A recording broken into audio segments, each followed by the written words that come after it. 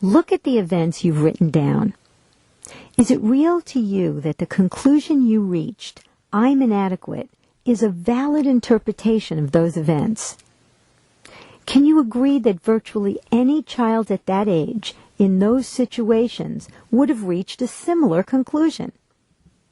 If so, you're probably ready to play the possibilities game. We'll imagine that 4 of your friends are visiting you and looking at a videotape of those events that you wrote down. Your interpretation of those events when you were a child was, I'm inadequate. That is one valid interpretation of Mom and Dad's behavior. But there are other reasonable interpretations of the same childhood events that you didn't think of then. So let's ask each of your friends for another alternative interpretation.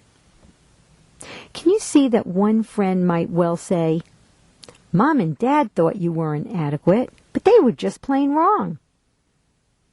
Couldn't the idea, Mom and Dad thought you were inadequate but were just plain wrong, explain those events in your childhood just as well as your original interpretation, I'm inadequate? Here's what your second friend says. Mom and Dad were mad and annoyed because they weren't patient, not because you weren't adequate. Doesn't this interpretation also explain those events in your childhood just as well as your interpretation, that I'm inadequate? Here's a third possible interpretation of those childhood events. Mom and Dad compared you to others because they thought you could do anything others could do because you were so adequate.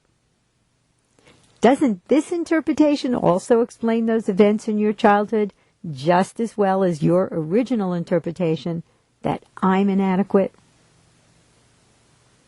Those experiences with your parents could be explained in many different ways. Here's one your fourth friend suggests. Mom and Dad's annoyance wasn't because you weren't adequate.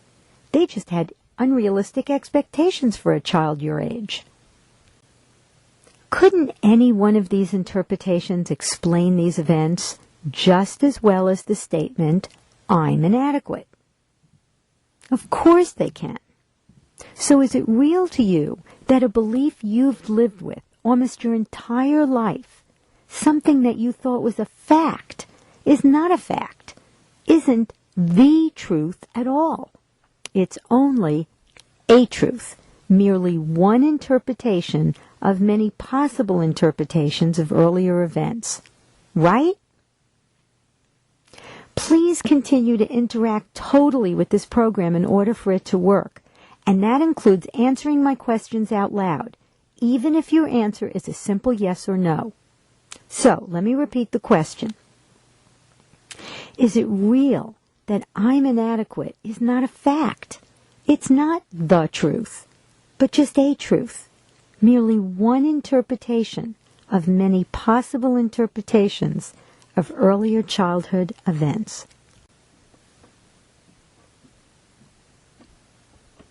I bet it is now.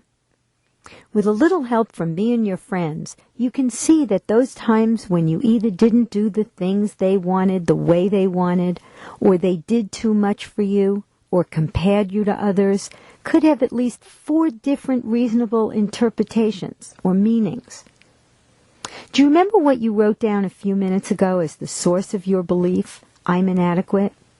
Look at the text below on your screen. Right now, imagine seeing what you saw then and hearing what you heard then. Now take a few moments and really imagine the events of your childhood that led you to conclude, I'm inadequate. Didn't it seem, when you were a child, as if you could actually see I'm inadequate in those earlier events with your parents? It did, didn't it? You may have the sense that you didn't see the belief. You felt it. Once you formed the belief I'm inadequate, you probably did feel it too. I'll get back to the feeling in a minute. But what I'd like you to focus on now is not the feeling, but on my question. Didn't it seem as if you saw I'm inadequate? As if you could point to it As if you could have said to me, I can see evidence that I'm inadequate. I didn't hear you. Did you say yes?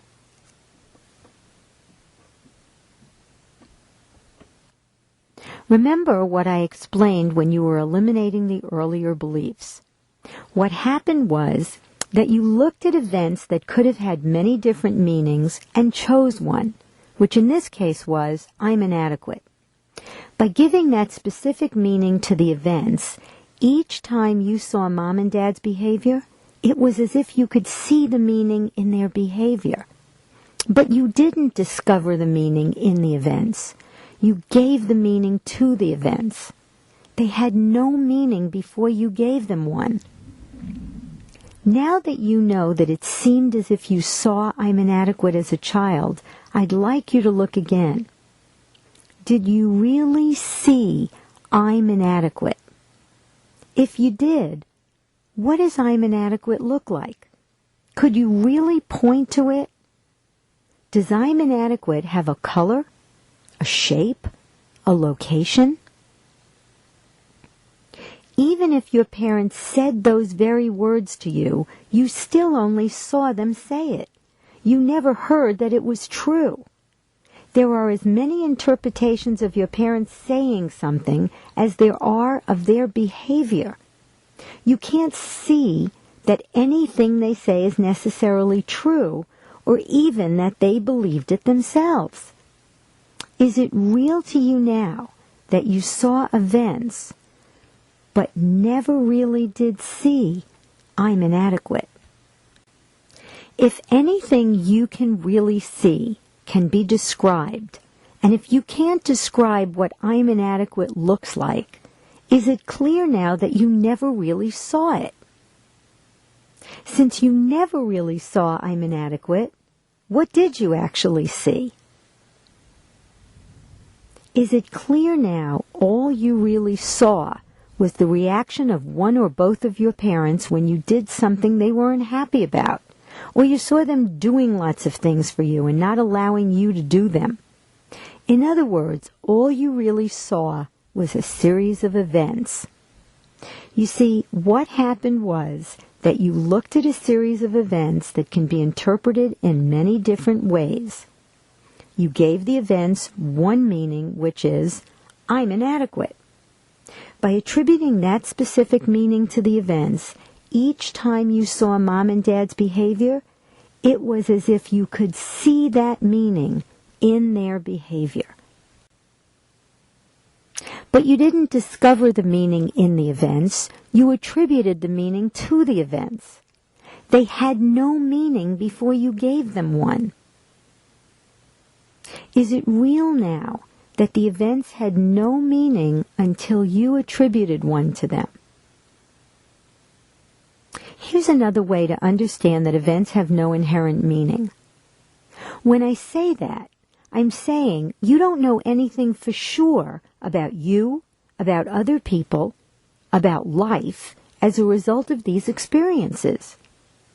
What do I know for sure about you from knowing about how your parents treated you when you were a child? Is it clear that I wouldn't know anything? And if I don't know anything, you don't either. All you know for sure is what actually happened. Your mom and dad sounded annoyed or angry and perhaps punished you when you didn't do what they wanted you to do when they wanted you to do it. And finally, if you never saw I'm inadequate out there in the world, where has it been all these years? Did I hear you say that I'm inadequate has only ever existed in your mind? That you never did see it out in the world? That's right. If the belief is more real to you as a feeling than as a concept, here's another way to look at it. Didn't it seem as if your parents' behavior and comments when you were a child made you feel like you were inadequate? It did, didn't it? Earlier, you realized that the events have no meaning. Is it possible for events that have no meaning to make you feel I'm inadequate, or anything else for that matter? Of course not. So if mom and dad's behavior couldn't have made you feel I'm inadequate, what did make you feel that? By now I think you know the answer to that question. Please answer out loud. That's right. You felt I'm inadequate only because that's the meaning you had already given to your parents' behavior. Let me help you make this real. Imagine that I had been there when you were a little child and had shown you the interpretations we talked about a few minutes ago for your parents' behavior. And after that conversation, you concluded, my parents are having unreasonable expectations of me. Their annoyance has nothing to do with whether I'm adequate or not. Here's what I'd like you to do now. Take a moment and really imagine being a child and mom and dad get annoyed at you again for something you did or didn't do. Or imagine them not allowing you to try new things on your own. As you imagine the events, apply this different interpretation to their behavior. Notice how it feels to be a child who's thinking, my parents have expectations of me that are too high for a child of my age to reach. That's why they get annoyed. Not because I'm inadequate. If your belief was based on the fact that your parents would do things for you, imagine that you had decided their behavior means they thought I couldn't do these things, but that doesn't mean they were right. Not because I'm inadequate. You can use the pause button below to pause the video while you make this childhood scenario more real for yourself. When you're done imagining, press the play button. As you imagine the scene, does it still feel like your parents' words and actions are making you feel, I'm inadequate?